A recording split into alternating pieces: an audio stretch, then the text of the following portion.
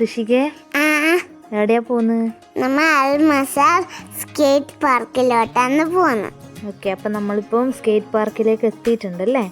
ആ ഇവിടെ എന്നാ ഇല്ലേ നോക്കാം. ആ ഓക്കെ, ആ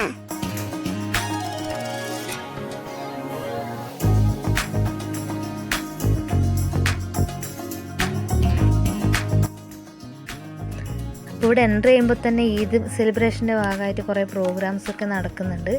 അത് കഴിഞ്ഞിട്ട് നമ്മളിങ്ങനെ കുറച്ച് പരിപാടിയൊക്കെ കണ്ട് ഇങ്ങോട്ട് പോകുന്ന സമയത്ത് അവിടെ ക്യാൻഡിൽ മേക്കിംഗ് ആക്ടിവിറ്റി നടക്കുന്നുണ്ട്. അപ്പം ഋഷികൾക്ക് ക്യാൻഡിൽ മേക്ക് ചെയ്യണം എന്ന് പറഞ്ഞിട്ട് ഋഷിയും പോയിട്ട് ഇരുന്നിട്ടുണ്ട്. അവർ എല്ലാം സെറ്റ് ചെയ്ത് കൊടുക്കും. മോൾഡിലേക്ക് അവർ തന്നെ ലിക്വിഡ് ഒഴിച്ചിട്ട് എല്ലാം കുട്ടികളെല്ലാം അവർ തന്നെ ഹെൽപ്പ് ചെയ്യുന്നുണ്ട്.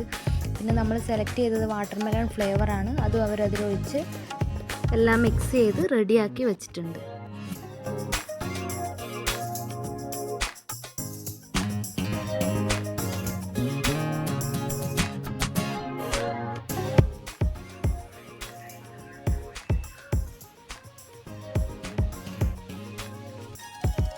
ഇപ്പോൾ ക്യാൻഡിൽ വെക്കാൻ വേണ്ടിയിട്ട് അവരൊരു ബോക്സ് കൊടുക്കുന്നുണ്ട്. അവിടുന്ന് നമ്മൾ തന്നെ ചെയ്യേണ്ടതാണ്. അവരെല്ലാം പറഞ്ഞു കൊടുക്കും അങ്ങനെ അത് ഒട്ടിച്ച് വെക്കേണ്ടതെന്നൊക്കെ കുട്ടികൾക്ക് പറഞ്ഞു കൊടുക്കും. അപ്പോൾ അതിനനുസരിച്ച് അവർക്ക് അത് ചെയ്തിട്ട് നമുക്ക് തന്നെ അത് ഉപയോഗിക്കാം.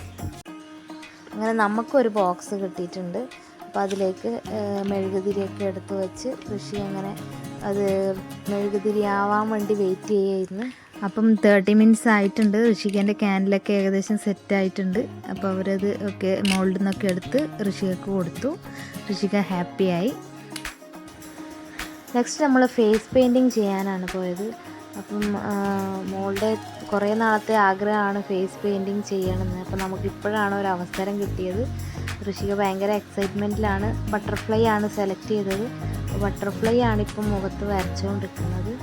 അപ്പോൾ ഏകദേശം റെഡി ആയിട്ടുണ്ട്.